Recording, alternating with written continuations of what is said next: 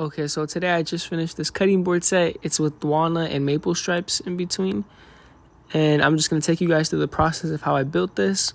And I know the cutting board pattern isn't anything crazy or like nothing special, but I just kept it nice and simple, and I actually really do like how it came out. You know, it looks very, very nice and just simple. And we actually just went to Peterman Lumber to purchase the wood.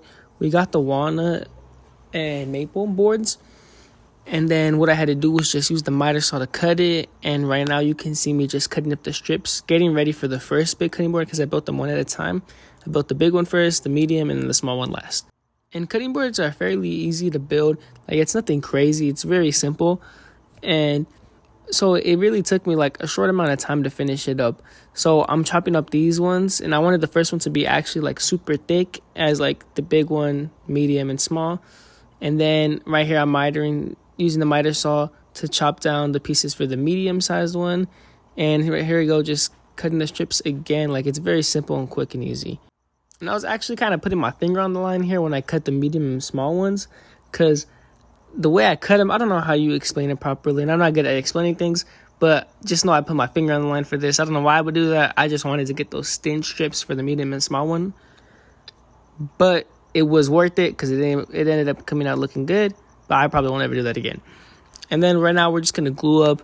This is like my least favorite part. But then like I didn't even realize the glue bottle, you just lift up the lid and it could like squish out in a like good nice line. I always untwisted the whole cap off and would just pour it out through that way. And I don't know why I would ever do that. Like, that was just make so much mess trying to like not spill it. Like, I still can't believe I was so stupid and just untwisted the whole cap off when I could just lift the lid up, pull it up, and then it would squirt a nice little line out.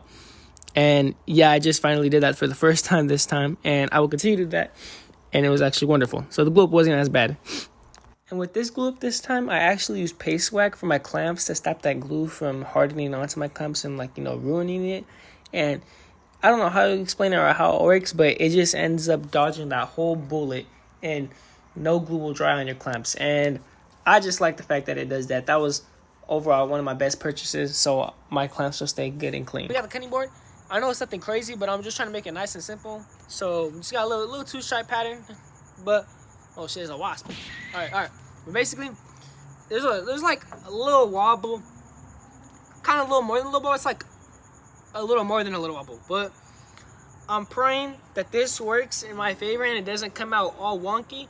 After a couple passes, if it keeps on coming out wonky, I gotta build a, I don't know what it's called, but you just get a flat piece of wood and they like hot glue it to it so it's stabilized and give it that nice clean flat surface. So if it comes out wobbly, I'm gonna have to do that because I don't want to waste this cutting board. Because bro, this one was $83. Not trying to spend that money again on more wood. I got a little more walnut, but I'm not trying to waste it. So yeah. And yeah, after planing the big cutting board, scraping a little bit off the top a bunch of times, it ended up having a big wobble, and not a big wobble, a slight wobble, but I was not building that planer sled, bro. I will not do that, bro. I don't know, something in my head, bro, I will never build that.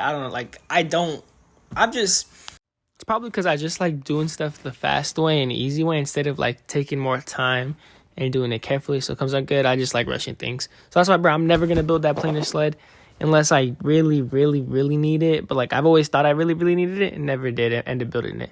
But yeah, so right here, I'm trimming off the edges and I would have used my miter saw to do it, but the cutting board was too big. It wasn't going to fit the whole way. So I ended up using the table saw.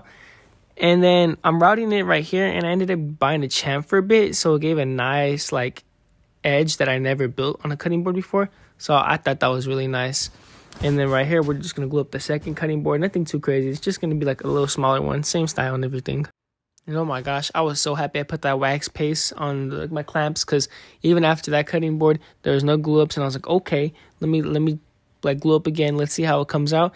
And that one came out too. It came out perfect. No glue was on my clamps. It wasn't dirty at all.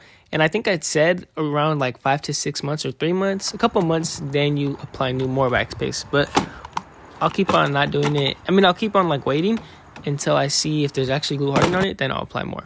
And the cutting board came out great. You know, we had to plane it a little. This one also did have a slight wobble. So I wasn't fully completely great, but, you know, it was 99% there. Just like the slightest wobble. I hate when it, like, I don't know why. Because I remember the first 2 cutting boards I built, like, using that planer, perfect. Had no wobble. But, like, everything after had a slight wobble. And we're putting on that chamfer bit again. Same process as the first one.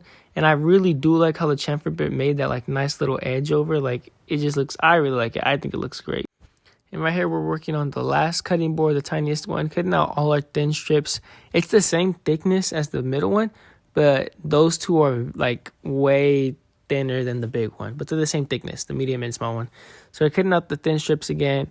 And I was actually really happy with this because it really was pretty easy and didn't take that much time at all. But this is the part where I'm like sacrificing my fingers, putting them on the line so I could just get these thin strips. And like, that was really not worth it. I don't know why I did that because, you know, zoom, finger would have flew off. But yeah, right there, like you could see it, zoom, I'm even risking my tool too, like the push stick is about to get cut open by the saw. And right here, I was applying the paste wax to the joiner because my joiner has been getting like a bunch of scratches and like not moving as smoothly. And I thought the paste wax would do the same as it did for the clumps. Just make it better and smoother so my wood could just glide across it. And right now, I'm just chiseling off the little glue ups. And I'm actually going to run it through a joiner just because it is flat enough to fit on there. And I can get that perfect flat surface that the planer can't give me because the joiner is meant to give me that flat surface and it's going to be perfect. And then I'll just plane it and have it like a mirror on the other side. So that's what we're doing, just planing it. And since, thank God, it was thin enough, barely made it to fit in the joiner, I can get this one was perfectly flat since the beginning. The other 2, not so much. And right here, I'm using the miter saw to cut the edges. I should use the table saw because the miter saw still wasn't even big enough to cut this into like perfectly down the way. So I had to flip it over and then cut it again.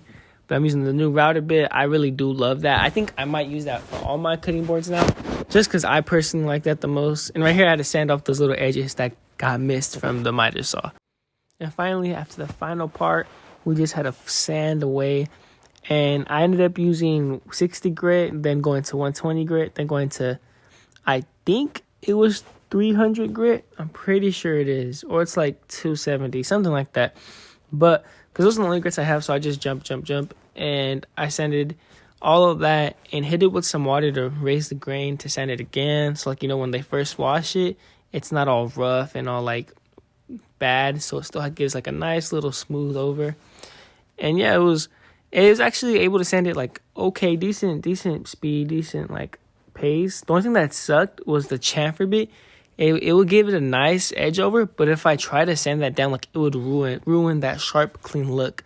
And so I didn't really sand that down as much. I used the paper and used it by hand because I wanted it to have that clean look. And I remember I tried it for a second and it, like, kind of messed it up, so I didn't do that at all.